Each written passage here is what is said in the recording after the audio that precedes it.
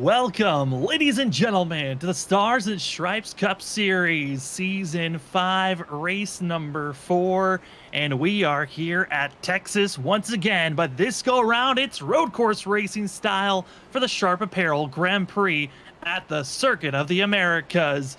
Welcome, ladies and gentlemen, to Freaky Fast Broadcasting. It's a pleasure to have these drivers here as road course racing for 25 laps to see who can conquer here this evening. My name is Sam Dyer.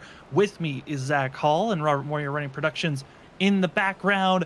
Zach, tonight, road course racing at a course with 20 corners, but certainly a lot of different techniques and habits these drivers are going to have to figure out. But this track, it's massive, but can they handle it?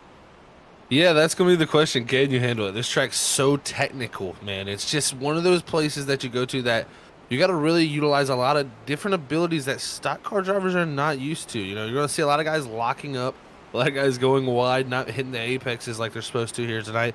But they're going to try to get these heavy stock cars around a course that's built for Formula One cars. So, I mean, it's really impressive to see them get it done around here. But this track also does have tendencies that suit this stock car, and that's the slow speed section there, and that's mostly going to be in the middle sector and that sector 3 of this track. And they're going to see a lot of these guys like I said, locking up tires, sliding through the corner, making mistakes that allows the opportunity from someone behind to make that move. But one thing I think also we'll see that's kind of interesting is we talk a lot of times about tire wear. That's not going to be a really much of a discussion here tonight, as the next gen car with our latest build here in iRacing, tire wear has been not a factor. It's really came down to the fastest times. Yeah, what's been interesting to watch is sometimes even the fastest lap is at the end of the race when the tires are really worn in. I think the drivers also gotten a little bit more comfortable with the worn in tires that have a little bit of less grip to work with. But at the same time, like I said, there really isn't any grip to be lost. It's more of that heat factor. But for these drivers here tonight, I know they're testing, trying to get every factor prepared and set up. Only 25 laps for these drivers, which, Zach, at other tracks, that would be a very small amount of, laps to worry about. But here at this course, it's the biggest track that they're going to be running all season long. So 25 laps is certainly going to feel still like a marathon. Oh, it's definitely going to feel very, very long indeed. I mean, it's 3.43 miles around the 16-turn racetrack here in Texas, and it definitely, you can tell that with the lap time. I mean, you're looking at 2:11s here, and that's, like we said, not much fall off. So we're going to probably think those leaders will be right around 2:11, 2:12 for much of this race, maybe even into the 2:13s. So very, very long lap. And, man, you got a lot of time to think even, too. But you got long straightaways here. As you see this long straightaway, really, I mean, probably the longest straightaway these guys are going to be on all season long as you head down here to the hardest braking zone into this final sector. And it's going to be fun to see who can get passes done right there. I think that's going to be a really crucial spot as they head into this twisty bit of the track where it's really easy to make a mistake. Yeah, and watching this is Adam Cantwell running in the 22. He currently is one of our slowest drivers on track, but still trying to get some practice in here with 1 minute and 35 seconds left. So won't have enough time to put a second lap down, but at least figure out what we call this as sector 3. As other drivers that are coming down the hill, here's Tim McNally in the 88, going to be going hard, charging up the hill to turn number 1. That's going to be going up the hill into that of turn 11 down into turn 12. But certainly these drivers have a lot to work with this evening to figure out their maximum speed, but as well, got to be trying to figure out how to beat some of the favorites coming into the night. Again, the last couple of weeks, this is race number 4 of the season. It's been all that at Storm Motorsports, with that of seeing Christopher Wade winning at the Daytona race to start the season off. For the last 2 weeks, it's been all Ken Campbell and the number 15 getting wins at Texas and at Pocono last week. But coming into this race here this evening, Zach, they're not, I would say Storm Motorsports is not the heavy favorites coming into tonight. No, we definitely think they're going to be, looking to get good runs here tonight, best they can to get as many points as possible. But I don't expect to see Ken Campbell atop the board here tonight at COTA, just not a road course specialist. But the driver I think everybody's got circled on the list is definitely the 05 of Scott Rickard. I mean, his stats are impeccable. Nobody else here at Stars and Stripes has beat him at a road course. And tonight, I tell you, Joshua Robinson, though, with him having the fastest time right now, he's definitely got my eyes locked on that, because it's looking like it could be a close battle between them. But Rickard, no doubt, is the favorite, especially coming off a second place finish at Pocono and some good momentum build up for that 05. Yeah, it's 05, biggest mover based off of points last week, up 14 positions from where he was after the second week of racing. Out of the third week, going to be currently 11th in points is Scott Rickard. And yeah, touching on that again, like you said, has won every single road course so far the Stars and Stripes series has put on. And all previous 4 seasons, they've only ran 4 road courses. That at being Watkins Glen 3 times and then once at Sonoma. This is the first time they're going to be at that of the Circuit of the Americas.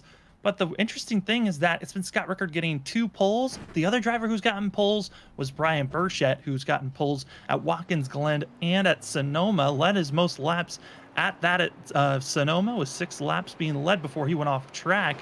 And we're going to see if that Brian Burchett can come up with a bunch of speed, or can the rookie Robinson try to steal away the pole sitter award here this evening as the drivers, they're set, they're on track. But the big difference here, because of how long it takes to get around this course to warm up, your warm-up lap, let alone the 2 laps that you're given, qualifying time's now 10 minutes long for these drivers, which doesn't give you a lot of wiggle room there, Zach, on when you want to get out on track. Some might think about waiting later on, but you really got to be aggressive here. Yeah, you really, if you want to get all 2 laps, you're really probably going to need to leave pit road within 3 minutes already elapsed into the time, and we're already a minute down right now. So any of those drivers that want to get 2 laps in, they're going to have to leave pit road here within the next 2 minutes if they want to get that done, because right here, like you said, very long racetrack, so you got to get that warm-up lap to get going, and you don't run the warm-up lap as hard as that initial lap. So it's going to be a little bit of a build-up to that, but here we go. First, looks like first taker here possibly in this 8 machine is, oh, sorry, not going to head down to turn 11 down to 12. This track, again, so massive at times. Some of the corners can get tricky at moments, but as we were watching the 8, this is Philip Chavez going to be going down that of the long backstretch to turn number 12, a hard braking zone. Expected to see a lot of passing zones here in this corner, but Zach, in a lot of other races I've seen here, this is also a trouble spot, it looks like, for most drivers, and turn 1 on really locking up those brakes and not getting back into the throttle as clean as you want. Yeah, these stock cars are so heavy. The braking zone is gigantic. You got to really start braking very early, especially for that turn 12 corner. It's so long of a straightaway that you have so much speed build up there. Once you get there, it's hard on the brakes, and like you said, it is a trouble spot. Guys that try to go to the inside, especially if you have any bit of steering wheel lock, turn left or right and not have those wheels straight, when you get on that full pressure of the brakes, you will lock a wheel. And once you lock a wheel, it is no longer got the same braking power that it had before. You're going to go straight through, miss the corner. Luckily, there's a lot of runoff area there in that corner for them to do that. But if you got someone on your outside, you might be taking them with you, so you never know. And then turn 1 is always very interesting. It's the apex of the corner, just the way it's built. It really gives you the option to open the corner up or straight line straight to the curb and get a really wide exit. So there's a lot of options and availability there. Also a lot of elevation change. I really feel like this track tackles everything in a road course. It just really has everything. Out of turn number 1, down into turn 2, entering the S's. And Zach, you talked about this being one of the more interesting spots. I feel like this is a lot more of an area that's built for the F1 cars, like this track was made for. How tricky are these S's for these stock cars? It is so tough. You got to tiptoe through this place. You know, like you said, pretty much built for the Formula One cars to just test the limits of those cars. Our car's not got those limits, so you have to back it way down, and you got to be very careful, because if you go wide in one of those corners, that is easily going to either give you a slowdown or an off track. That invalidates your lap time. You will not get a qualifying time in by doing that. So you got to keep it in between the lines here and get the best time possible. And when you're going through those S's, man, this heavy stock car weight change in the change of direction that we have in them is very tough to do. It is very much, like I say, tiptoeing through a section.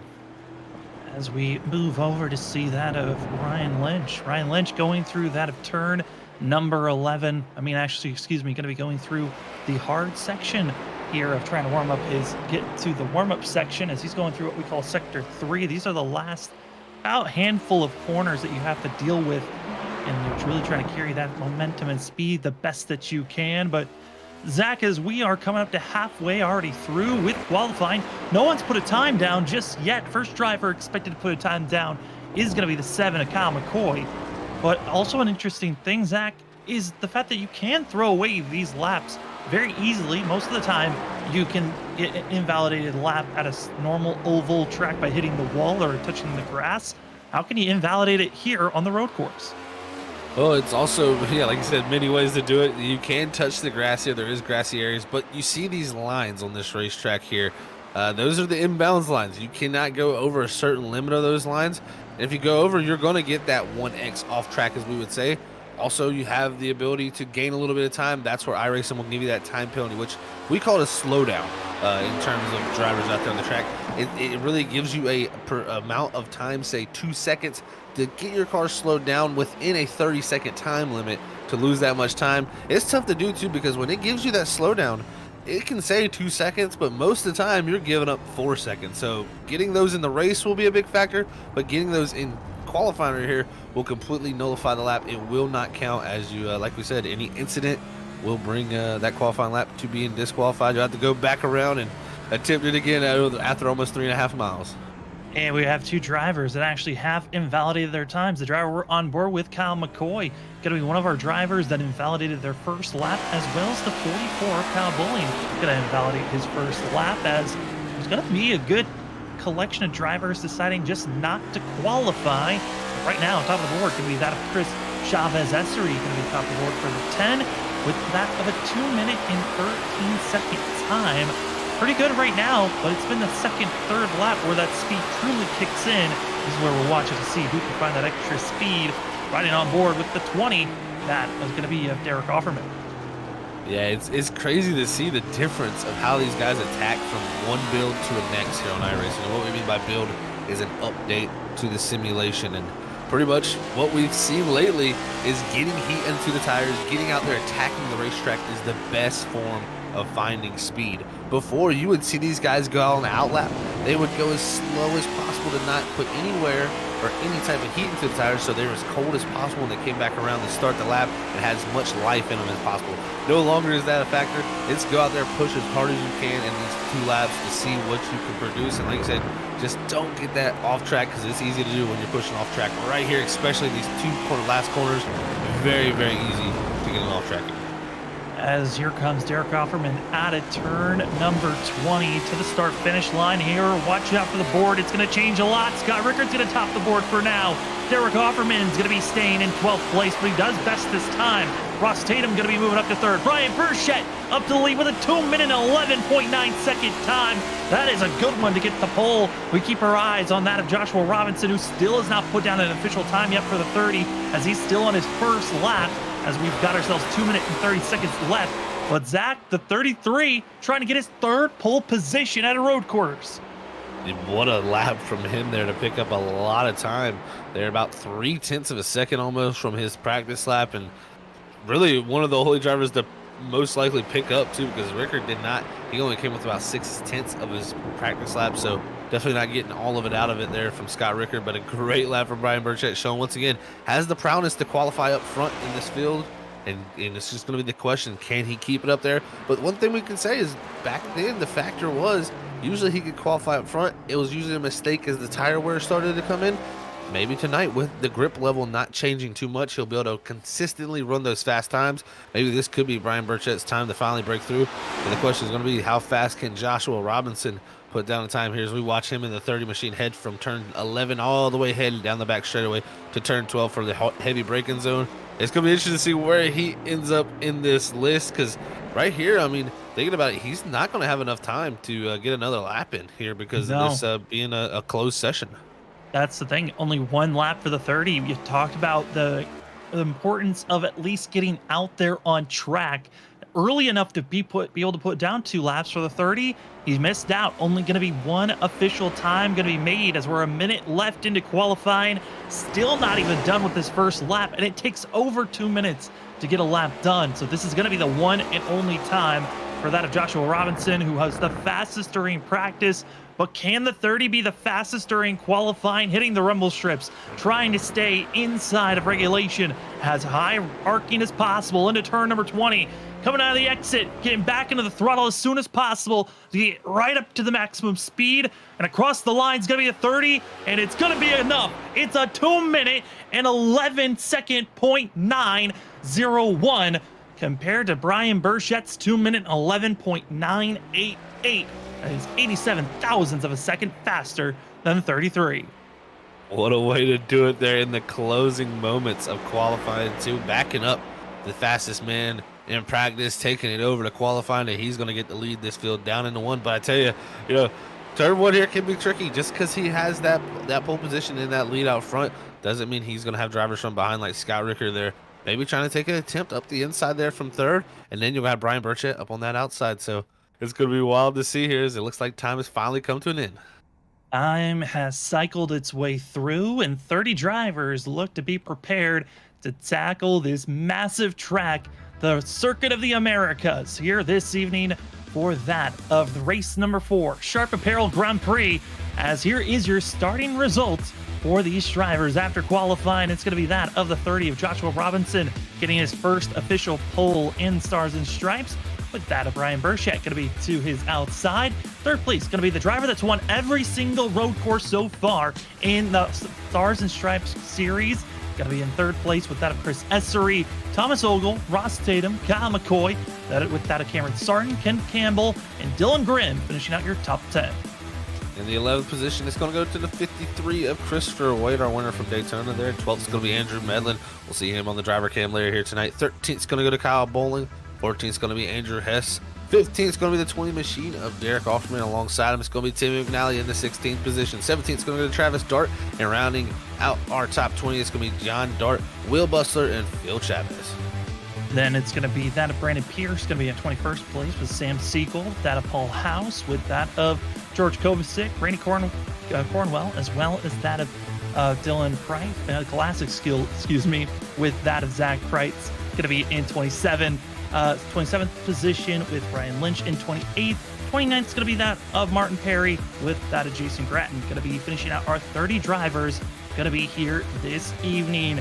Zach, 25 laps for these drivers, but we were told some pretty interesting information about how the fuel run is looking for the drivers this evening. Yeah, 22 laps is what we're hearing. Thank Ken Campbell for that information out there, giving us a little bit of the lowdown going into tonight. And 22 laps, that's not the full distance of 25. I think there's a lot of possible strategies with that distance of fuel. So we'll be seeing how these guys play it out. I think we'll be able to talk a lot about that through tonight. And as well, the drivers were notified. Let's try to take it easy into turn number 1, just so everyone is surviving. All drivers are given one fast repair to work with this evening. Only at super speedways and road courses are you given a fast repair. Otherwise, you're not given one at all. Not expected drivers to use these sets, but they do have 3 extra sets in pit road if they want to use them. Again, like Zach said, 22 laps of fuel is what we're expecting for some of the drivers in the middle of the field. Could be less for some of our fastest drivers up front. Could be more for the drivers that are running a little bit slower times. As drivers are rolling and getting ready to go, also want to give a big thanks to the sponsors here at that of Stars and Stripes Racing League. That being Sharp Apparel, being tonight's race sponsor and overall sponsor of that Stars and Stripes series, as well as Next Level Racing and ButtKicker. We'll talk about ButtKicker a little bit later, but as the drivers are pacing, Zach, as we're about to get going, what are some of the keys to victory for some of these drivers? Well, Sam, I think the biggest key is going to be staying out of trouble here. Turn 1 can be so hectic. They said to be calm, but I tell you, some of these drivers might take it a little bit differently. But staying out of trouble, but also getting the strategy right. Strategy is going to be critical here tonight at the road course. We'll see how it plays out. Can Scott Ricker, though, get back to victory lane on a road course? Scott Ricker, this has been his bread and butter to make sure that he is locked into the playoffs. That's win a road course, and usually he wins at an oval as well.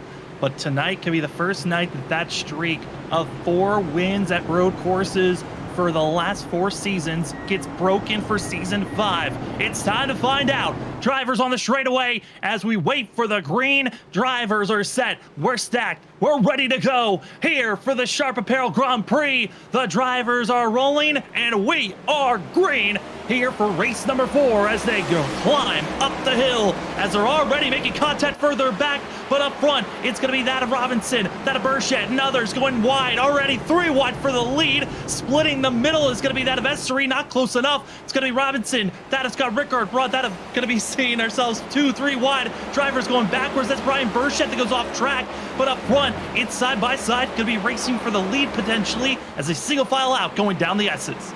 Whoa, what a wild turn one there. Essery getting up into Burchett. Then Burchett spins the tires and goes into the grass, hitting the outside wall. So he's going to go all the way to the rear of the field from that moment there. So that qualifying effort out the window as we look back from Scott Rickard. He's putting the pressure on Robinson as he looks back to that 10 machine. And right now that 10's trying to figure out how to close in, but Robinson's got to be careful. Scott Rickard is right on the tail.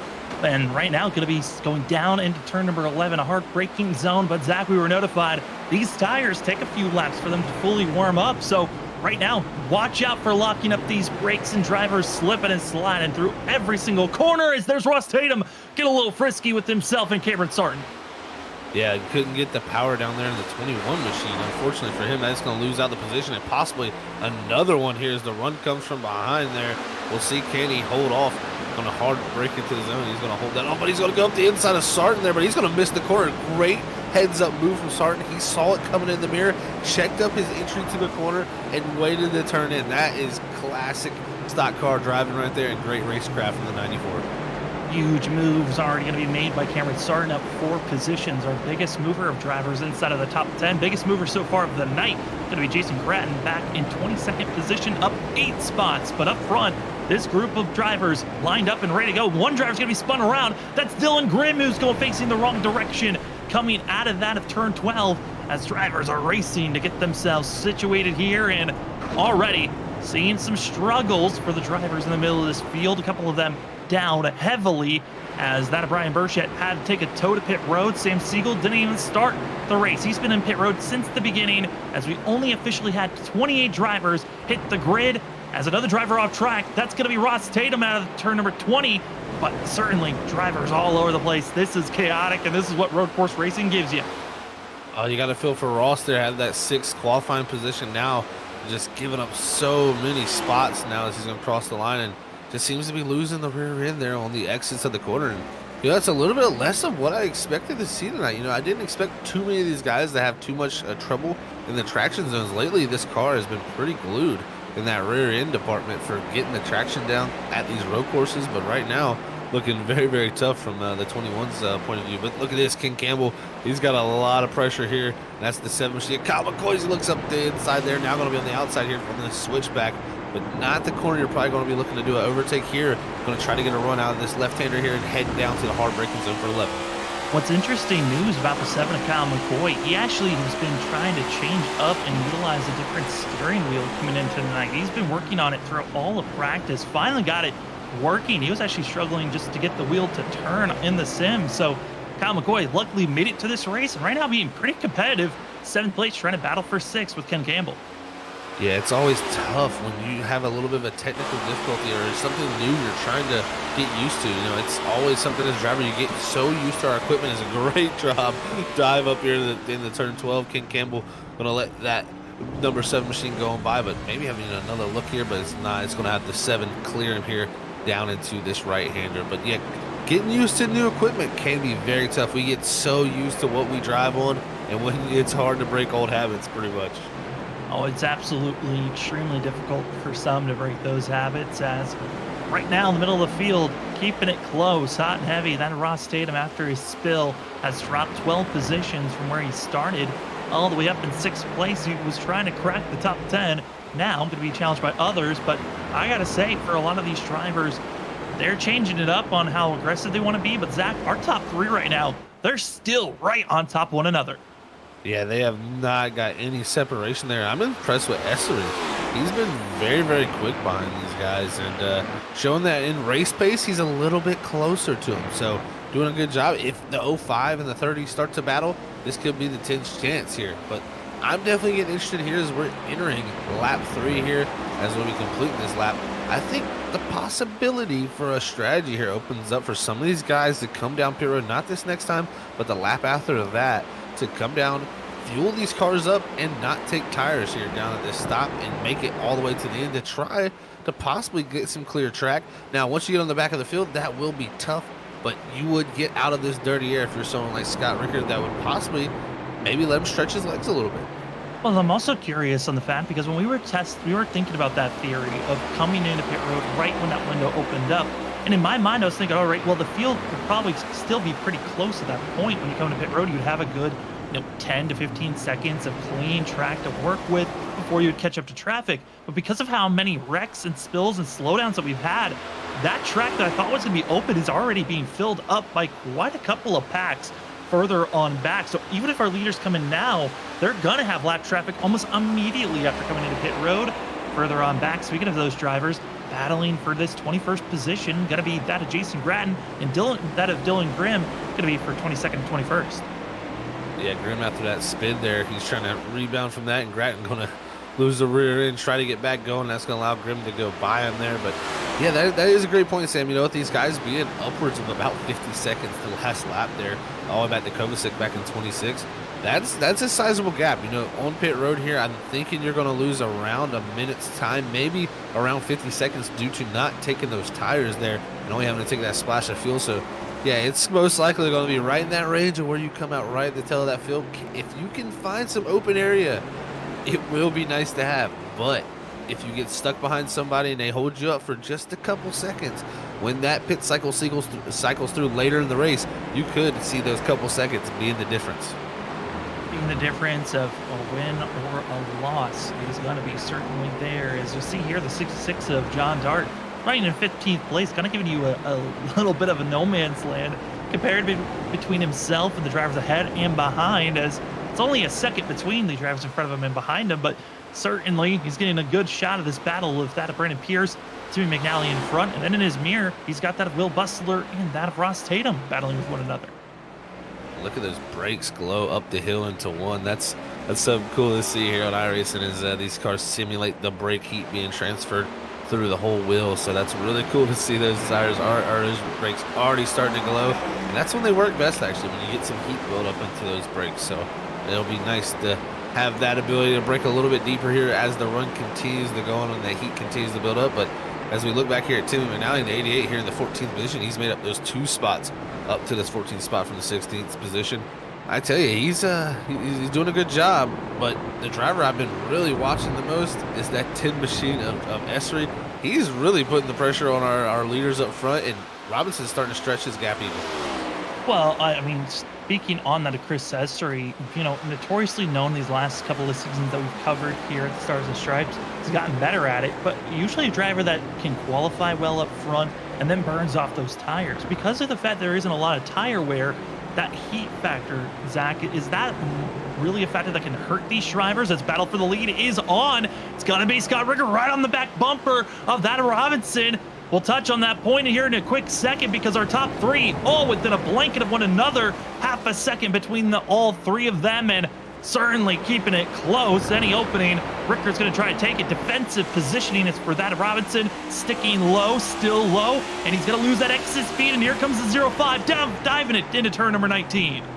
And another lockup from the 90. The 30 there. Robinson, he is really having trouble here with locking that inside left front tire. Now Esri, even behind this group here, he's going to try to make something happen, take this second spot. This is not what Robinson, our pole setter, wanted to see. Now Rickard and Esri up in the top 2 positions. And now to kind of go back to what I was kind of bringing up. I mean, the tire wear factor isn't there, but the heat factor still is. Can you be too aggressive and heat up these tires so much, or can you keep at the constant pace and the tires will still hold up? That is a great point, Sam. You cannot keep that same heat over and over again. That is the one thing that we still have to deal with this next-gen car here at these road courses. It doesn't seem like the times drop off too much or the tire wear really even affects the tire, but there is still a gigantic factor of tire heat. If you overheat a tire, you do lose a lot of grip. It's just bringing that tire back into that range. And when you see that tire lock up like that on the 30 on the inside, that tire is just getting overheated every single time you lock up. Unfortunately, we don't have flat spots yet in iRacing, but that is heating that tire up very, very fast. And that is exactly what Scott Rickard wanted to see. He saw that smoke happen. He saw the opportunity, the chance to get to this lead. He took it. Now let's see if he can take advantage of that, or does he go out here and do something similar to Robinson, who was starting to kind of stretch his legs there a little bit on Rickard. I was starting to question, you know, maybe Robinson had it all figured out and he was going to drive away from the field. Nope, makes one mistake and right back into the game. Yeah, I mean, he had over a second gap over second place Scott Rickard before you had made those mistakes, and in a blink of an eye, you go from first to third, and this kind of falls right into what Scott Rickard's been doing all 4 road courses previous to this one. is sometimes he'll lead and have the pole and he'll dominate the whole entire race. Other times he might not get the pole, but he'll get the lead 4 to that of 7 laps into a race. And he does it here on lap 4 to 5. And now seeing the 0-5 trying to dominate as well as he can. But some other drivers further back. Here's rookie driver Thomas Ogle, who's been showing a lot of speed at the oval tracks that we've gone to. Doing a pretty decent job, running in 6th place for the 83 and starting to slowly try to catch up, or at least keep at pace of Kyle McCoy. Yeah, Kyle McCoy just made that pass on him there, I think that lap there to get up into that 5th position. As we look back here, it's going to be Wade here in the 53 machine. He's right behind his teammate, a couple seconds down the road from Ken Campbell there in 7th here, as Wade's in 8th. But Wade can't look too far up the road because he's got a 44. Kyle Bowling there quickly closing in there, as Bowling started 13th. He's up to 9th and now maybe looking to maybe take 8th. And Kyle Bowling, one of the drivers that actually stopped the streak of that of Scott Rickard back in season 3, led a lap that at Watkins Glen. That was the first lap that was ever taken away from the 0-5. That was back at Watkins Glen. A very different course from Watkins Glen compared to Coda. The 44 does have past experience of at least competing and being a top 5 to a top 10 driver. And it makes sense that he's running in 9th place. As we drop even further back here with another rookie that's having a great run, the 54 of Andrew Hess, with that of also Brandon Pierce and also that of Andrew Medlin kicking it into gear.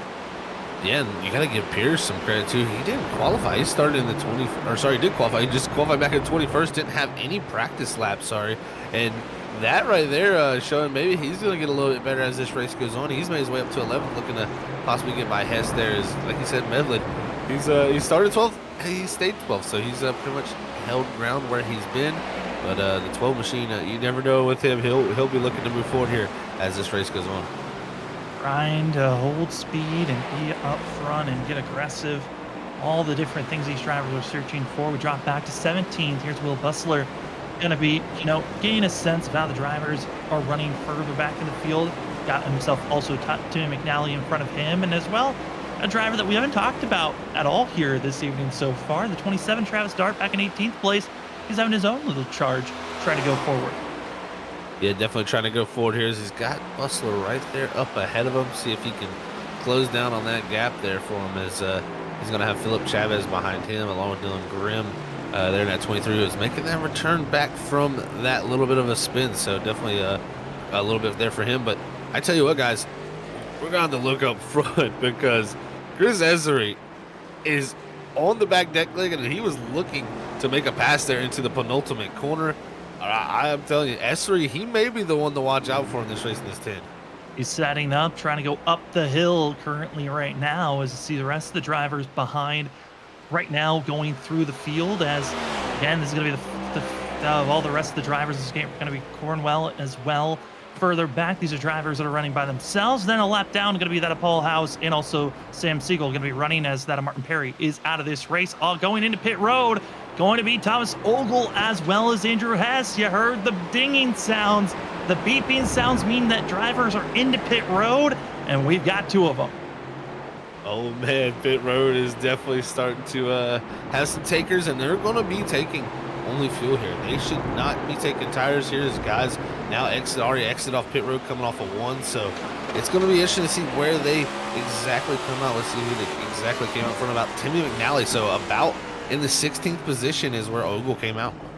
And he was in 6th place when he came into pit road, so losing just that about 9 positions. Not too bad for himself.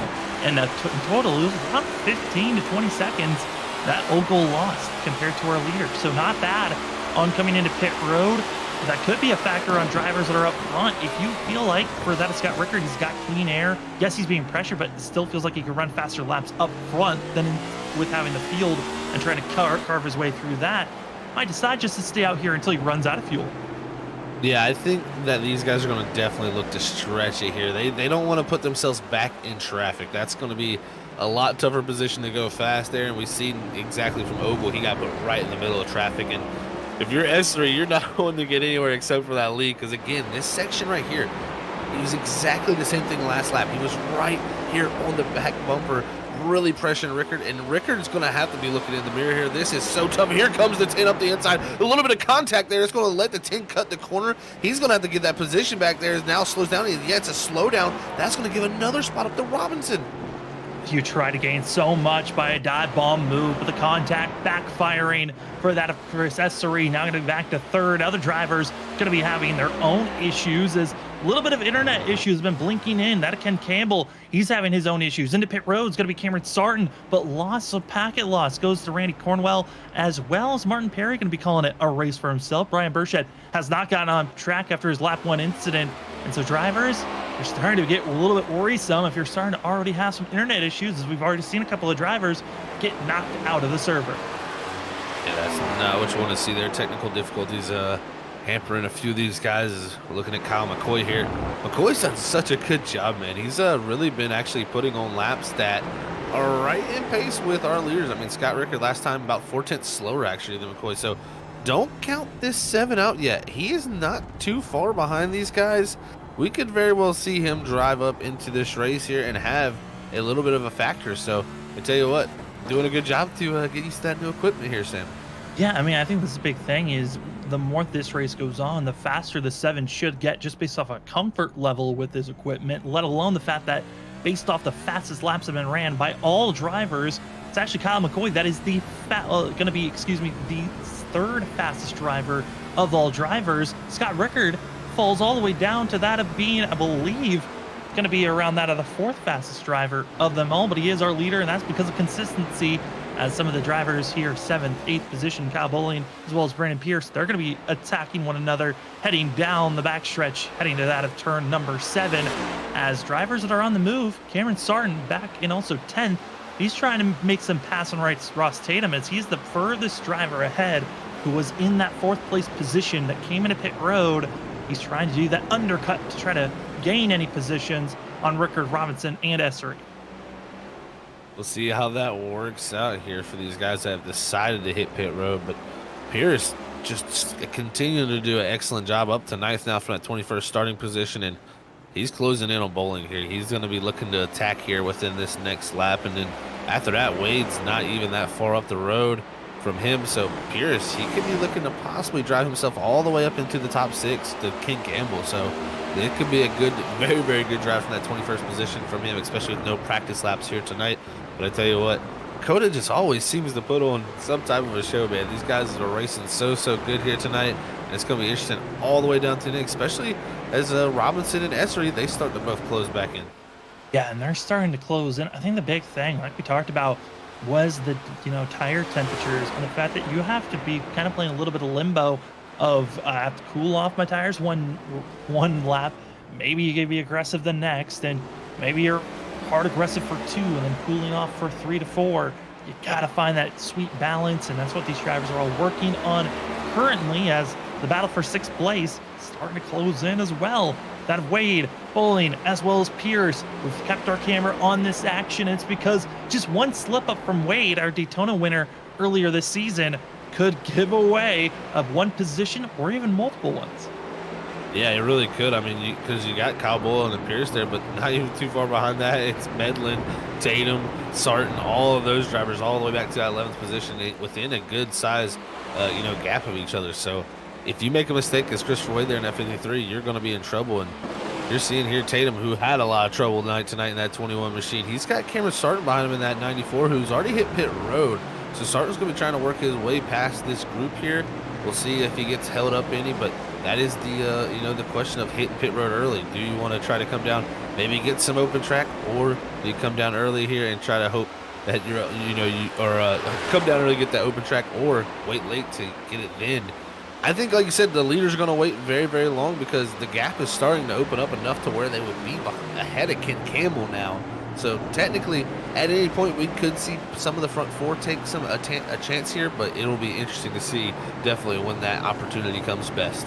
Yeah, I mean, it's really on top of if these drivers have spotters, how much information are they giving you? And do you have enough information to work off of? And back to our leaders because that once of a second or more gap between Scott Rickard and Robinson, well, it's now down to nothing. Robinson right on the back bumper, as after that last lap, Scott Rickard's been running 4 to 5 tenths slower than the 30. And now it's time to see what Robinson has going down into the S's. I tell you what, this race in the lead, the gaps have been a yo-yo. It is back and forth, back and forth. Robinson right now looking very strong, but the more he closes in, the tougher it gets, especially this sector. When you're following behind another car through those S's, this is when you need your downforce on your race car, and that is when you're going to get the most dirty airs falling right in that section. So very tough to follow, but Robinson does a good job to stay close. Now in the twisty bits here, he's going to be able to try to gain in this slow speed section to possibly set something up down that long backstretch, or at least just put the pressure on. When you have a driver right on top of you at a road course, it is so tough to hit your marks. I mean, the more pressure that Robinson puts on Rickard, the more that we're going to be seeing the 10 close in, and as well, going to be allowing that of Kyle McCoy to try to close in anymore. I mean, he's been about a 5.5 seconds back, fourth place runner Kyle McCoy, but he's now trying to close into less than 5 seconds potentially, but it matters on how this aggressive battle really hits going into what we call the third sector, the last 8 corners of this track. Yeah, these last 8 corners are just so wild. You have so many different left-right combinations. It's really here you're going to start with this right-hander, and it's an interesting corner because you apex here, you come out wide, and then apex again another right-hander to a 3-point apex here at a left-hander. So the design of this track is very unique. And then you come into the high-speed section here of this right-hander that has 3 different apexes. So it's one of the most unique road courses, but this third sector, I would say, is really what looks so cool in these stock cars. It really gives the ability for these guys to get at each other. Well, also, you're watching these different lanes that these drivers are trying to run. I think, if anything, Scott Rickard has really found the fact that you don't want to be running right on the rumble strips through that long right-hander that the drivers have to go through to carry that momentum and speed. Really trying to go about a half a groove higher.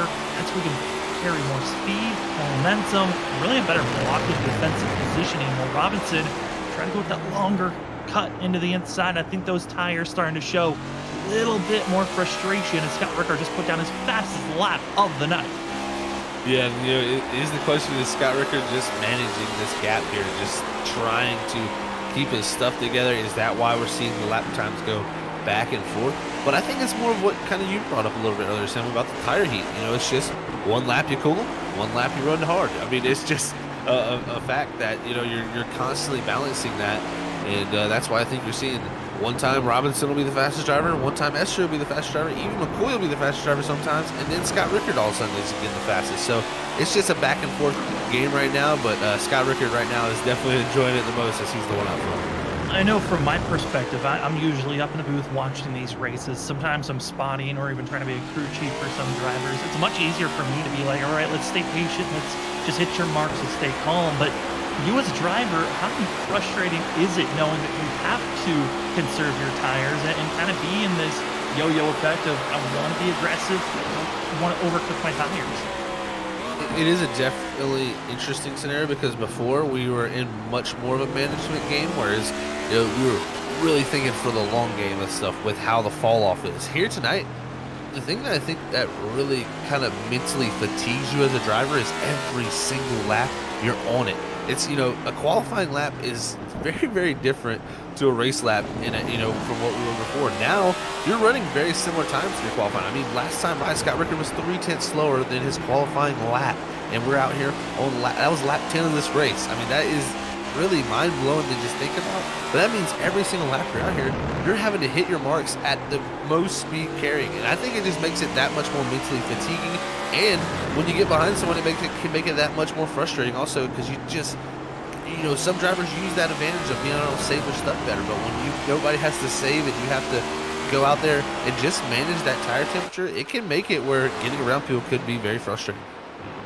Right now, ladies and gentlemen, we are closing in on halfway this evening on Freaky Fast Broadcasting for the Stars and Stripes Cup Series Season 5 for the Next Gen Cup Cars. This is race number 4 for that of the Sharp Apparel Grand Prix here at the Circuit of the Americas, otherwise known as COTA. most of the drivers are preparing for their pit stops, and here's one of them, Ross Tatum coming in. You hear the blinking and the dinging sounds of drivers coming into pit road. Well, you better get used to that sound because we're about to see a lot more drivers think about their pit stops here in the next 10 laps. It's about to get busy, and certainly for the rest of the field and for our leaders, at least for our top that of 8, all still need to come into pit road. But Zach, this is now the questioning time. Do you push it to the end until you run out of fuel, or do you come in at halfway? Yeah, that's always the question. It's so hard to say because when you come down and you wait a certain amount of laps, you got to put in a certain amount of fuel. You need to have the right amount of fuel, and these guys are driving their cars not only. So sometimes you don't have that crew chief. Some guys out here might have like you were saying, Sam, a crew chief or a spotter out here that could help set that up for them. But when you're going around this road course, you better use that one long back straightaway to set your stuff up because it could be very, very tough to get that done on pit road and get the right amount of fuel in your car. Because if you sit there for too long and you overfuel your car, you could be losing valuable seconds, and that could be the difference in this race. I mean, we're literally seeing, this race be separated by car lengths of a gap for the lead. It could be separated just by one driver takes 1 gallon too much. That could be that 1 second that could overall be the ending of your race. And all these drivers hoping not to just throw their race away as here comes that Ross Tatum out of pit road, going to be making the pass on that of Philip Chavez and doing a great job for himself. Down on the backstretch, other drivers and passes going on. This is John Dart, going to be hoping he could stay on track. A little bit of peekaboo action with that of Derek Offerman, but the pass for 12th place goes to the 66. And other drivers that are battling, this is actually going to be the battling for 10th place. You got Thomas Ogle, who's already coming to pit road for the 83, and Andrew Medlin in the 12, trying to catch him. As we are halfway for this broadcast, it gives us time to talk about some of our amazing sponsors here at Freaky Fast Broadcasting. Starting things off, I want to give a big shout out to iRacing iFlag, one of the best that of the iFlag virtual systems. Gives you concise and clear indications on what the track state is like. And for some of these drivers, due to the fact that there is no full course yellow that's going to be thrown, it is only sections of the tracks. If a car's off track or has spun out in front of you, hey, they can give you a little bit of blinking lights to indicate to you you're coming up to caution or you're coming up to danger, so watch out. As well as they've got themselves a digital pit board, give you great information, the weather conditions, as well as what the track temp is, or what your fuel mileage is looking like. What has your average 5 laps been like, or how much fuel you have left in the tank. So much great information that you can get, and you can get it all at iRacingIFlag.com. Go use our promo code FreakyFast2022 for that of our discount code. Thank you again for iRacing iFlag for joining us here at that of Freaky Fast Broadcasting.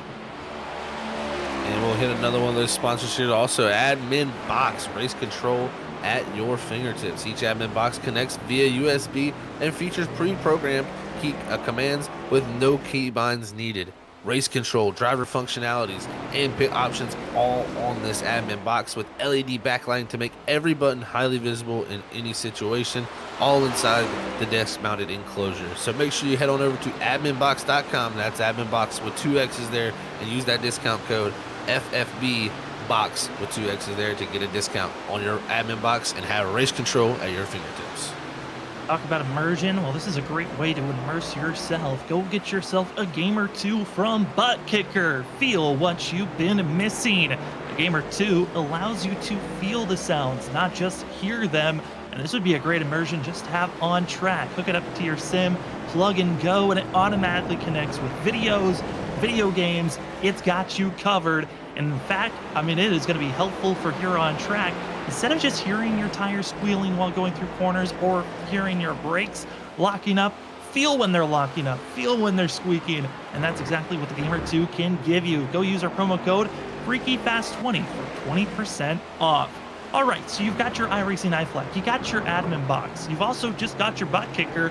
We got to hook it all up to something, and that's where you go over to Advanced Sim Racing. It's your eBay one-stop shop to go get all your racing equipment, from that of your racing chassis to start building off of, as well as getting monitor stands, steering wheels. They've got you covered to hook it all up for you. And as well, we've got you covered with 5% off using our promo code FreakyFast5. when you're purchasing. Thank you so much to all of our amazing sponsors, iRacing, iFlag, Admin Box, ButtKicker, and Advanced Sim Racing, and also for league sponsors here at the Stars and Stripes series, that is Sharp Apparel, Next Level Racing, and ButtKicker. As we are halfway, the drivers getting racy. Well, let's take an onboard look at how racy they are, as that of Andrew Medlin's giving us a good little picture of how these drivers are going to be attacking here. Zach, he's going to be running back in 10th place. Gotta say, for the 12, certainly a driver that's looking for a little bit of extra speed. Yeah, definitely looking for every bit of speed here, and you're going to see, look at the use of these eyes here. He's going to be looking every which way here, not only tonight, not usually just looking left. He's going to be looking left and right here, as he also uses that sequential gearbox there to go down the gears here into this hard braking left-hander here to head down the back straightaway and go all the way up through the gears here for this one. So definitely a great shot here you get to see him, as he's got a lot of working to do on a road course. You know, usually on the oval, we got a lot of time to relax. We got those straightaways after each corner. This place, though, man, they have some short, the long straightaway like this where you can relax, but that's about it, because every other straightaway after that, you got a hard braking zone that is very tough, and you don't want to miss those marks. No, you really don't want to miss those marks, and certainly for a lot of these drivers, they're hoping to make sure that they can stay focused as much as they can. And I gotta say, the sequential gearbox, seeing that of Andrew Medlin working with, that's so different for most. I mean, usually you got to see NASCAR drivers using the H pattern for so long. Some drivers on iRacing just use paddle shifting, but to use an H pattern like you see Andrew Medlin have on his right side and shifting up and down, so interesting from my point of view, because I've never used a sequential gearbox. It's so interesting to see drivers that do utilize it here with these next gen cars that have 5 gears to work with. Yeah, it is very interesting, and the way he does it too is interesting to me too. Is when he downshifts, he actually pulls the lever back on his shifter, where, you know, a lot of guys are pushing forward to downshift and pulling back. The upshift, he's doing the opposite. So I guess you get you get that option to bind it to whatever you want to here on iRacing. So that's cool to see that, you know, he likes the fact of, you know, hitting the shifter forward to go forward in gear and hitting it backwards to go backwards in gear. So kind of that mental thought there from him, and cool to see that, because you know, some guys will do it the other way. Yeah, I mean, all the different options. You gotta love that from iRacing. Again, if you want to join in and start racing on iRacing, go to iRacing.com to go get yourself started with your membership. Especially recently, there's been a lot of different discounts for new members. If you've never been racing on iRacing, go out there and go join iRacing and experience the racing culture. You might want to use a wheel. It's probably the best preferred way to do it. But I gotta say, personally, you can use a controller. I've seen other drivers be racing with professionals with a controller. I race on iRacing with a controller. It is doable. It's very difficult, but iRacing gives you that ability, as well as other drivers trying to get the best out there. Go race with some of the pros that come out here on track. As we're coming up to 10 laps to go, Zach, 15 laps in, now coming to the final 10.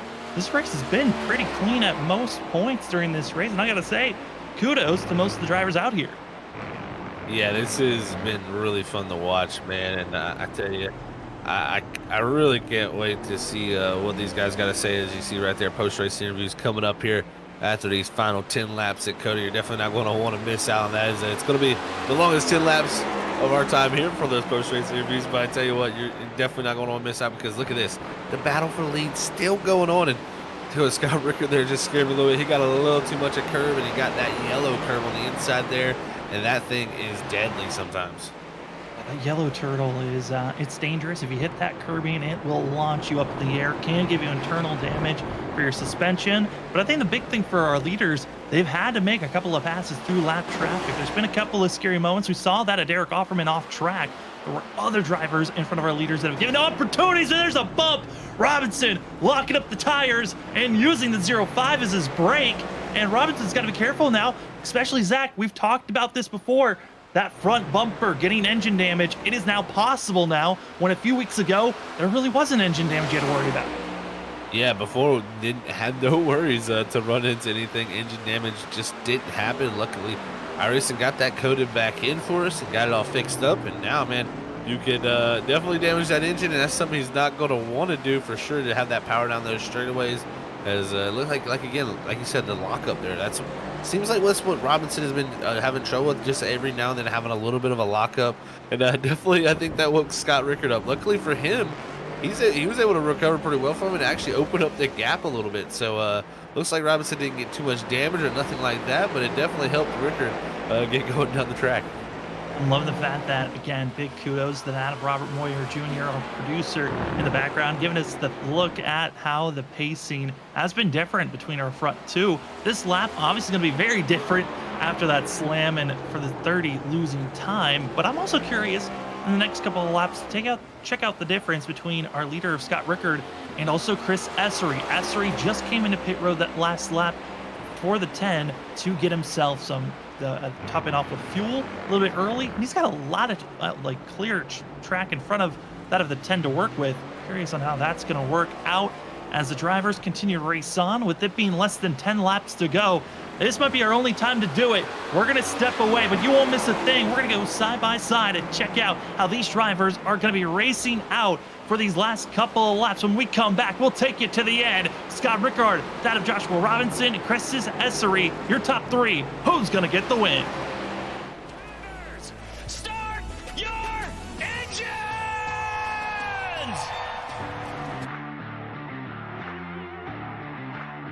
4, 3, 2, 1, green screen.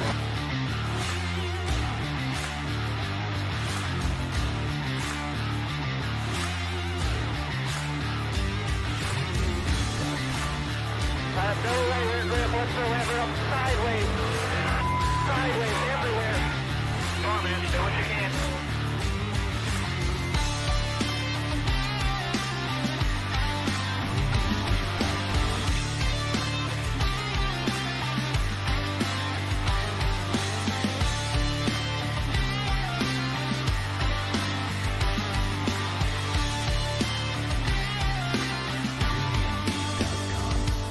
The vibration in this car is the worst vibration that I've ever had, and the shifter's broken again.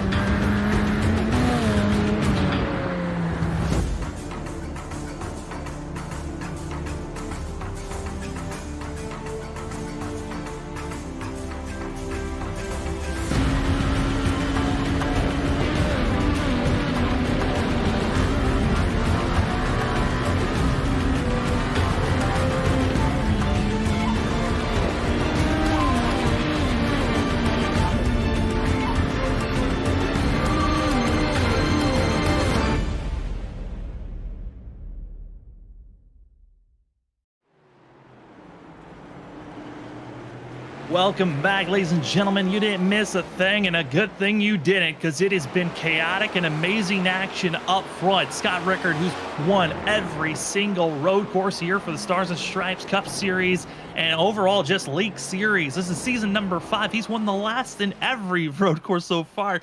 He's won 4 of 4. He's trying to go 5 for 5, but still, we wait and linger on our leaders. When will Scott Rickard and that of Joshua Robinson come to pit road? Because the 10 has already done so. But Zach, he hasn't come in. As my name is Sam Dyer, with me is Zach Hall, Robert Moyer in productions here at Freaky Fast Broadcasting, as we are here for season 5 of the Stars and Stripes Cup Series Next Gen Action, race number 4 tonight at that of Coda for the Sharp Apparel Grand Prix. And Zach, right now, I don't see Chris Essery gaining the time that he really truly needs to if he wants to overpass these two drivers. Yeah, I don't see him making up that time there. And the questionable thing is going to be, when do these guys pit? We got 7 laps to go, coming to 6 to go this next time by. Like we said, we heard 22 laps on fuel, and that was from King Campbell, who's running in 9th. These guys up here may only be able to make it 21 laps if possible, so we'll have to see. But who's going to flinch first? That's my question. Do they pit together too? That's another thing. Sometimes drivers don't like to get out of the sight of their competition, because you can kind of not know what's going on. When you're right here, the 30's got Scott Rickard in the 05 right ahead of him. He can kind of base himself off Scott here.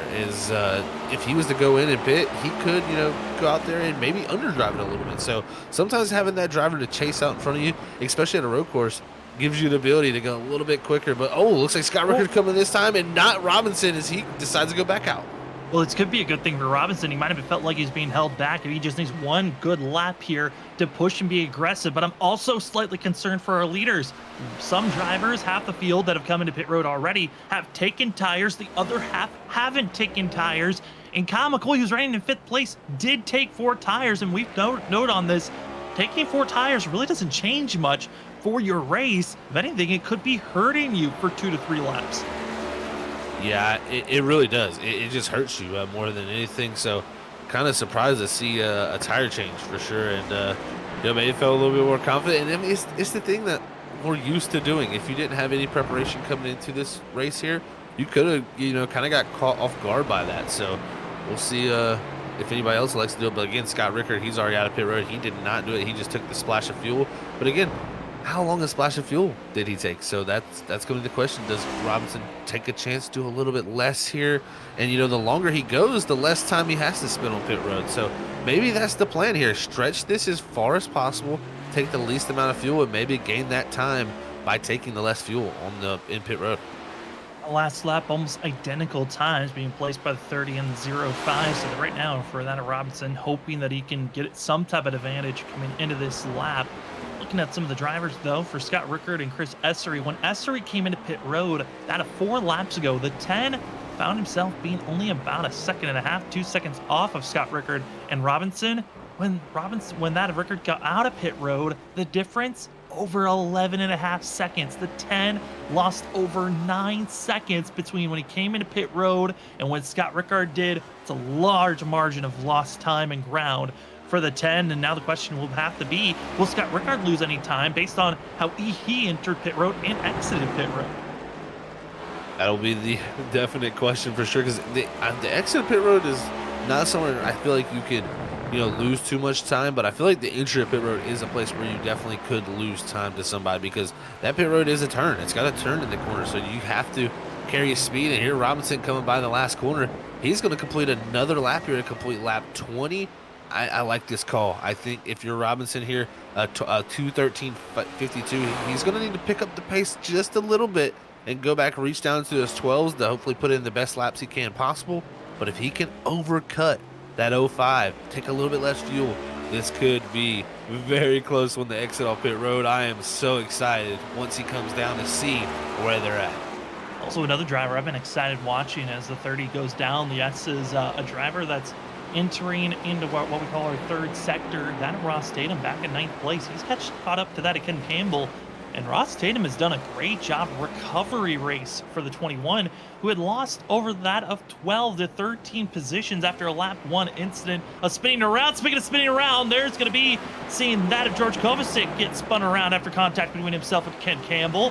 Kovacic's not happy about that, but Kovacic was a lap down driver, but that now gives an opening for Ross Tatum to the outside to make the pass here for 8th place. Yeah, Ross Tatum there doing a good pass there on that outside there of Ken Campbell, and those are two teammates there, so not too much trouble, but yeah, the lap car Kovacic there and Campbell getting into it, that allowed Tatum to have that run. And yeah, like you said, Sam, I mean, just an excellent rebound up to the 9th position now, and I believe John Dart up ahead, who's now, yeah, he's actually behind him now, so Tatum all the way up to 8th. So yeah, great recovery for him. Couldn't ask for more, especially with almost 2 spins. So great job by him as the 3 up here of Ryan Lynch, who's a lap down, goes off track. Yeah, right now Ross Tatum hoping to gain some more time as 2 drivers in front of him still need to come into pit road, that being Brandon Pierce in 4th place, as well as Joshua Robinson, our leader, still all needing to come into pit road. Adding to that list as well as Tim McNally back in 11th needs to hit pit road, and that of Philip Chavez in 14th. For that of Tim McNally and for Chavez, he might be able to go for another extra 2 laps, while Joshua Robinson, based on the numbers we were given, thought for sure he was going to have to come into pit road this lap. Will not. He's going to go stretch it another lap, going to try to fully commit to 22 laps for this 30 machine.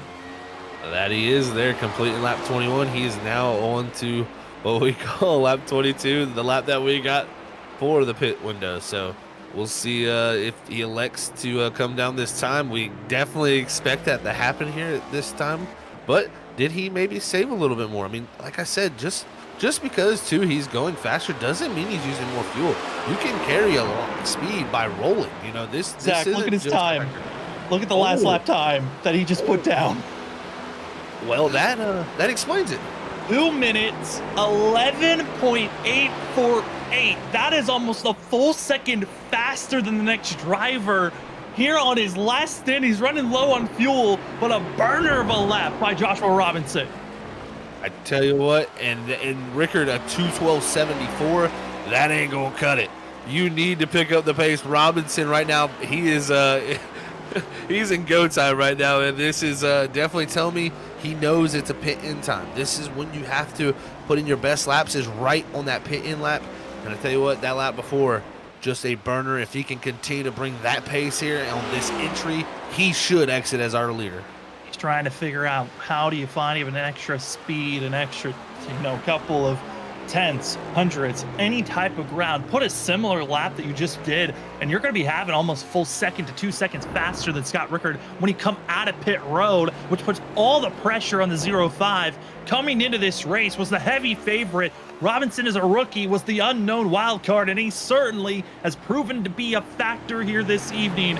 And the 30, now the question, will he be a factor? Will he mess up in any fashion coming into pit road? Because that last lap proved this 30 is on a mission to win here at COTA.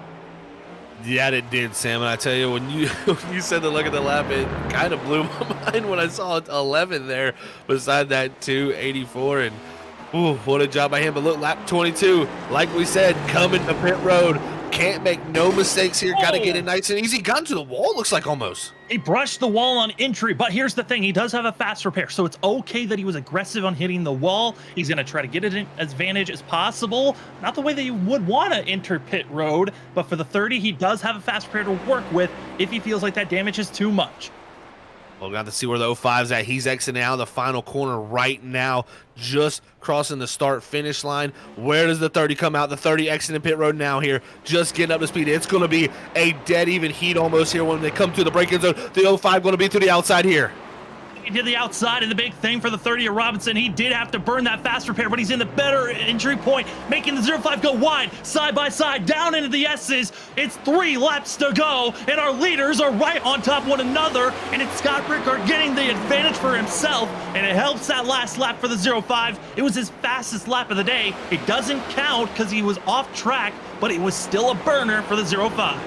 That it was. He said, track limits no more. Doesn't matter. He's going for it here on this one, and there's no incident limit or incident penalty, so all tracks are not going to matter. Just don't want to get any type of slowdown here. But Rickard, with that lap, was able just to nose ahead. If he didn't reach down into that low 12 like that, he would have gotten past. He would have gotten past there. So great job by him here. This is going to be a Titanic battle all the way down in these final 3 laps.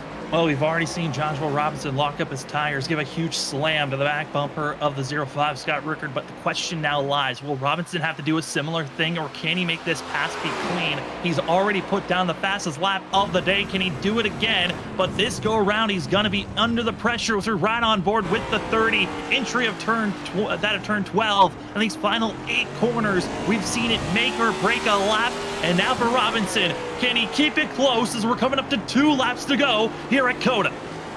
He's staying close, no doubt indeed here, Sam, but man, can he get close enough is going to be the question. Scott Rickard really straight line in that corner.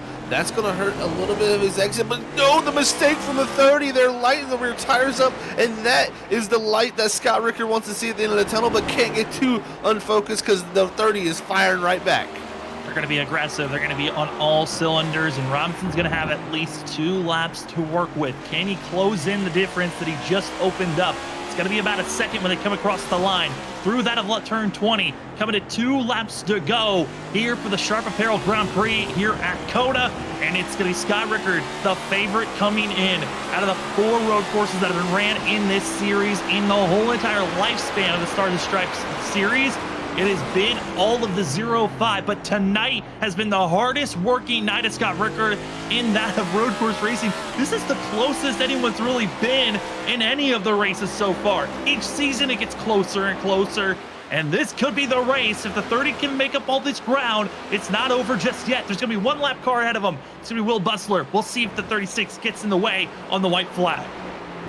Oh, this is getting nerve-wracking for me up here in the booth. I know the emotions, how tough it is here to get around a track like this for this many laps and doing it at the speed they're doing. They're one of the fastest laps of the race right now, and that just shows you everything is being thrown at these cars. Every little bit of braking zone is being pushed, and that is when mistakes come out. Rickard cannot make a mistake here, cannot lock up. That is the #1 thing. You lock up, you go wide, and that opens the door for the 30. Right here, Rickard's got to be cautious in the braking zones, but has to be perfect everywhere else to keep that gap. Here's the draft backstretch. Big gains going to be for Robinson in the entry of turn 12, but all those gains can be lost if you can't get out of the corner cleanly. Going to be seeing that Scott Rickard hard on the brakes, glowing lights, but able to get out of the corner cleanly. With that of Joshua Robinson, does a pretty decent job for himself keeping up the speed, but lost a little bit of ground. The 30, he needs to make up the speed as we're closing in on the white flag here tonight. Yeah, we're closing down into it. You're in sector 3, and Robinson opening up the corner a little bit better, and last time made that mistake there. Didn't make it this time, but definitely closer than that last lap. He's got to continue to make those gains, so he has the ability on this white flag to get to him, but the penultimate time coming to an end here quickly. Ooh, Robinson was sliding through that of turn 8. Now Will Bustler going to go high, give all the space. It is going to be clean track from here on out. Scott Rickard, that of Joshua Robinson, out of turn number 20. The gap gonna be a little bit over a half a second coming across the line. It's gonna be 7/10. It's your freaky fast white flag, and it's for 3.43 miles, 20 turns. Who's gonna get the win here at the Sharp Apparel Grand Prix? As here comes Robinson throwing it down into turn number 1, but it's Rickard with a better launch, or is it as they're going down the S's? Yeah, a little bit better launch actually from the 30. Rickard looked good through the center, but just didn't get the straight launch like the 30 did. But through these S's, the 30 has looked a little bit more tidy, less movement in it, just a much straighter line. And he's closing it down here on the final lap through the S's for the final time. He is getting there. Robinson might have a shot when we get to one of these braking zones. Inch by inch, closing in the gaps. Turn number 7, 8, coming up to 9. Now diving down into turn number 10. This is the part where we saw Robinson dive bomb and just run into the back bumper of the 05 of Rickard. Will it happen again? Into turn number 11. Hard zone, hard braking. Lockup is going to be the 30, but the 05 clean out of the exit of turn 11. perfect is going to be Scott Rickard, but will it be enough? Another great opportunity to make a pass here, Zach, but can Robinson get close enough? Yeah, that was a little bit of a mistake there. He lost about minimal as much time as he could there from that mistake. But down into this heavy braking zone, this was the area I thought maybe you should have tried to put the pressure on here. But Robinson, again, just a little puff of smoke from the left front tire, and that is causing him to lock up as Scott Rickard. He's being picture perfect and hitting his marks. Been the consistency on why he's been able to win 4 out of the 4 road courses out of the last 4 seasons for the 05. But here tonight, he's gonna just have a handful left of corners to go. And right now, Joshua Robinson, the foreshadowing of earlier, of back at that lap 8, 7, locking up the brakes, locking up those tires. They're coming full circle on the white flag. The lockups have costed the 30. Well, the 05 has been picture perfect coming through that of turns number 19 up to turn 20. It is Scott Rickard make the 05 5 for 5 at road courses for season 5. He's locked into the playoffs. Scott Rickard wins the Sharp Apparel Grand Prix. What a drive from him. 5 road course wins. This guy is just amazing when it comes to these places and just always knows how to hit his marks. But definitely each season, Sam, like you said, it gets closer and closer, and Robinson pushed him to the very limit. I mean, what a race, dude. I love Kona. I mean, all the closest battles that Scott has had has been, 4 seconds, 6 seconds coming to the line, 1.2 seconds at coming to the white flag. It was 0.6 of a second was the difference. And Robinson locking up too many corners and just giving it up there late. And you could tell that 30 wanted this win so bad, just was giving it a little bit too much there at the end. And the consistency just was there for the 05. Able to go out there, put down some burner of a lap times. Even the last 3-4 laps, Scott Rickard was putting his fastest laps out there, while Robinson felt like he was scrambling and was not putting down his primus of laps. Yeah, that has to burn a little bit for Robinson, who locked up in front there in that lead position with about a second gap. I mean, he's got to be looking back at that as possibly the mistake that has come back to bite him in this race. But, man, what can you say? Just an excellent battle between those top 2. Esri was all in the mix there at one point, too, man. He was just, mixing it up with those guys, and it definitely had an interesting factor to it coming down at the end. But, man, oh, man. Just a great race, and got to give credit even to someone like Brandon Pierce back there in 7th, Sam. He made up 14 spots. Yeah, made 14 spots. Ross Tatum able to really rebound, came up 10 positions after all the positions that he gave up. Only going to be, down 2 from where he qualified. But if you look at how far he had dropped in the field, big kudos to the 21. Also, big moves for Kyle McCoy, who was on a new setup this evening, as well as Cameron Sartin having a great run for himself.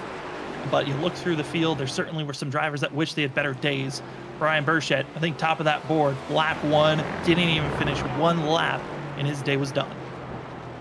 Yeah, that's got to be upsetting for him, and just kind of the continuation of his story at road courses. Qualify up in the front and just not very much in the race well. But look at this, Scott Rickard here. This guy's going to be excited. It's been a while since he's won. Yeah, it has been quite a while since he's got himself into victory lane. Certainly a driver that we know can get it done throughout every single season that we're running. But this, 05 machine, certainly always out there, a threat to watch out for. But his last win going to be all the way back in February of this year when he won back at Watkins Glen. That was his last win. Got to be saying for himself, happy he's finally gotten back to victory lane. Yeah, that's very interesting to see there. I know he had that shootout win there at Daytona, but not a non-points paying race. But here in a points paying race, man, it took from Watkins Glen to now, but he's definitely still going to be just as excited. Happy to get the win, happy to burn it down, and as the 05 gets to celebrate us up in the booth, we're going to step aside. When we come back, we showed you back at 10 laps to go. We got our post-race show. We're going to talk to our top 3, Scott of Chris Esri, Joshua Robinson, and Scott Rickard. Get their thoughts on how this race went and how their thoughts are going to be moving forward into the season. We'll be back in just a few moments.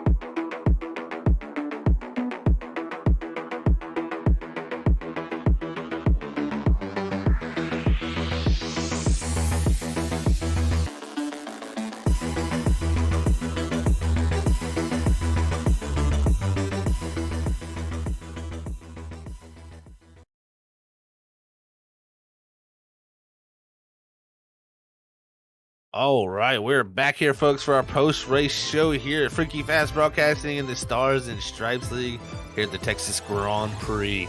And we're going to be talking to one of our drivers here tonight who had a really good run here. Is that number 66 machine there of John Dart. He's up 6 spots, going to bring it home in that 12th position. Let's hear from John Dart in the 66. Hey, John, it's Zach up here in the booth. You got a copy, man. Yeah, I'm here. Well, John, I tell you what, man, had a great run here tonight, man. Made up 6 spots and was able to bring it home 12th here at COTA. How's it feel to come out of here with close to a top 10 finish, man? Not too bad. Wish I would have qualified a little better, but first lap was decent, but second lap overdrove and got off track. Yeah, definitely a tricky track here tonight, man, but you did the most to make up that ground there from that mistake in qualifying and bringing it back home in 12th, man. Next week we go to Richmond. How you feeling about Richmond setting up for you? Decent at Richmond. Don't know much about the next gen. This is my first race with it, so guess I got to do some practice with ovals on here. Definitely a change up, man. Well, I'll tell you what, great run here tonight, John. Before we let you get out of here and go get ready for Richmond next week, anybody want to send a shout to? Yeah, shout out to kind of my team. Drive with them, McLevin Motorsports. Used to be another name, but yeah, it's fun driving with them tonight and everyone else here. Awesome stuff, John. Congrats, man, on bringing it home in 12th and being one of our biggest movers through the field. We'll talk to you hopefully next week at Richmond. Yep, sounds good. All right, everybody. That was John Dart there in the 66 machine. What a night he had in that car, making up 6 positions there to have himself a good run there in that 12th position. But we're going to move on up to our third place man, Chris Essery here. He's had a fantastic night there, battling possibly even for a win. Hey, Chris, it's Zach up here in the booth. You got a copy, man. Yeah, I got you guys. Hey, Chris, man, well, I'll tell you what, definitely exciting race here tonight. And, man, those first 10 to 15 laps, super exciting. Take us through that there because, man, at one point, battling for the lead. Yeah, I felt great early, really good. And I seen that they were getting loose on exit or they were locking it up going in. And I was like, okay, if I just keep running my line, focus on my line, and I can get them. And I got Robinson there, and then I had to move on Rickard, and then I shot for the inside on that corner, and we ended up bumping and pushed me off track. So I had to give up like a second to 10th. And that after that, I was just driving mad, and I fell back. I talked to Rickard after the race, and we're all good now. Yeah, definitely. Well, man, it was great stuff from up here in the booth. It was so fun to watch you guys battle here tonight. But how mentally draining and tough is it here tonight? Because with not much tire fall off at all, you kind of got to consistently run qualifying laps. It seems like here around this track. How tough is that? Oh, it's very tough, especially when you put in like 90 laps here than the past week to practice, and then you're going to do another 25. It's like an hour and something just to do 25. And then you want to save a little bit, but you don't even get that much wear on the tires. So it's just fuel and go. And you just, any corner, you can just lose 3-4 seconds if you blow it. So it's really mentally draining. It definitely looked like it, man. You guys put on a show for us nonetheless, man. And a great run for you tonight in this third spot. Before we let you get out of here and get ready for Richmond next week, anybody want to send a shout out to, Chris?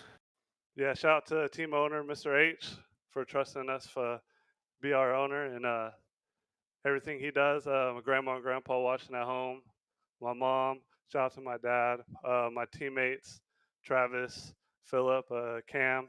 And then shout out to everyone that came out and did the road course. Like, it's a tough to run this road course, but we had a nice big field, so it always makes it fun. It definitely was, man. Well, Chris, congrats on third, buddy, and we'll catch you next week at Richmond. Thank you. All right, everybody. That was your third place driver here tonight of Chris Chavez Essery. As now we're going to be moving on to, it looks like our winner, as we do not have Joshua Robinson, unfortunately.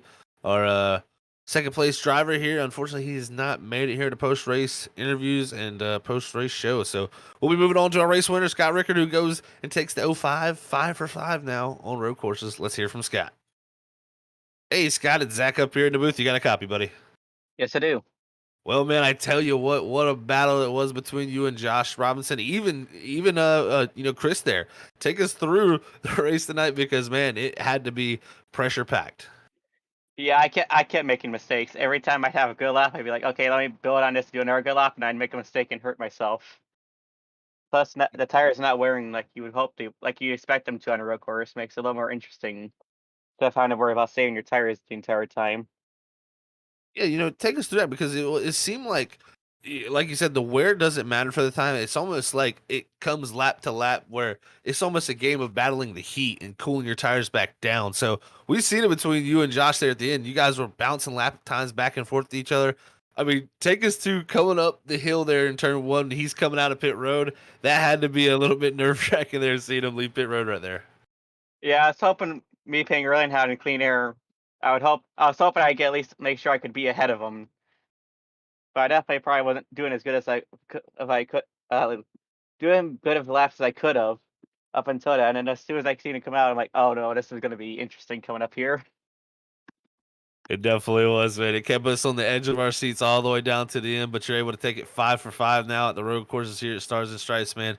So congrats on that. It's been super fun to call tonight's race here at Coda. It was action packed from start to beginning. But Scott, you're on somewhat of a momentum swing here too, man. With that second place finish last week at Pocono, now a win here at Texas. How do you feel about heading off into Richmond, our first short track of this season? Richmond's has been a good track for me every time here, especially with the fuel mileage race last year. I kind of hope it doesn't happen again. I don't like to have to do a fuel saving. I'm always up to a Richmond race.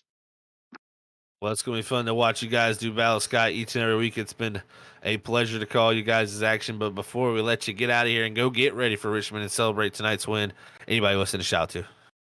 Everybody at the team and my dog. Well, awesome as always, Scott. Thank you so much, buddy. Congrats on the win. We'll catch you next time out there at Richmond. Thank you.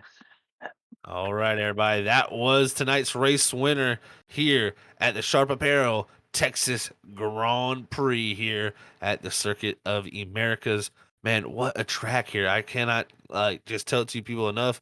This place puts on a show, and I don't know what it is with Freaky Fast and Coda, but we always seem to have a crazy, crazy race here. I love this place, so I can't wait to see more races here in the future. But race results now up in the air here as we see who our Freaky Fast top 10 are. It's going to be Sky Rickard, like we said, bringing home that 5th road course victory of his career here at Stars and Stripes. What a job by him to do that. Second is going to be Joshua Robinson, who pushed him down to the brink there, all the way down to that white flag lap. He's going to come up just a little bit short in that second position. Third is going to go to Chris Chavez Essery. Fourth is going to be Kyle McCoy. Fifth is going to go to Cameron Sarton. Sixth is going to go to Thomas Ogle. Seventh is going to be Brandon Pierce.